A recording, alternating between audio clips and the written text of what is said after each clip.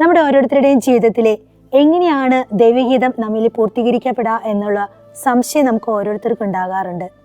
എന്നാൽ പരിശുദ്ധ അമ്മയിലേക്ക് നോക്കുക. അമ്മ, ഇതാ കർത്താവിൻ്റെ ദാസി, നിന്റെ ഹിതം പോലെ എന്നിൽ സംഭവിക്കട്ടെ എന്ന് പറഞ്ഞുകൊണ്ട് ദൈവഹിതത്തിന് യെസ് പറഞ്ഞു. ആ വലിയൊരു യെസ് മാനവരാശിയുടെ രക്ഷയ്ക്ക് വഴി തുറന്നു. ഒരു ചെറിയ കുഞ്ഞെ അപ്പൻ്റെ കൈകളിൽ ഇരിക്കാൻ ഒരിക്കലും പേടി കാണിക്കാറില്ല. കാരണം അപ്പൻ എന്നെ കരുതലോടെ സൂക്ഷിക്കുമെന്നുള്ള ഉറപ്പുള്ള ബോധ്യം ആ കുഞ്ഞിനുണ്ട്. മാതാവിനും ആ ബോധ്യമുണ്ടായിരുന്നു. ദൈവത്തിനോട് യെസ് പറയുവാൻ മാതാവിന് ഒരു മടിയും ഉണ്ടായില്ല. കാരണം സ്വന്തം അപ്പൻ എന്നെ കാത്തു പരിപാലിക്കുമെന്നുള്ള ഉറപ്പുള്ള വിശ്വാസമാണ് അമ്മയെ നയിച്ചത്. നമുക്ക് അമ്മയുടെ മാധ്യസ്ഥം തേടാം.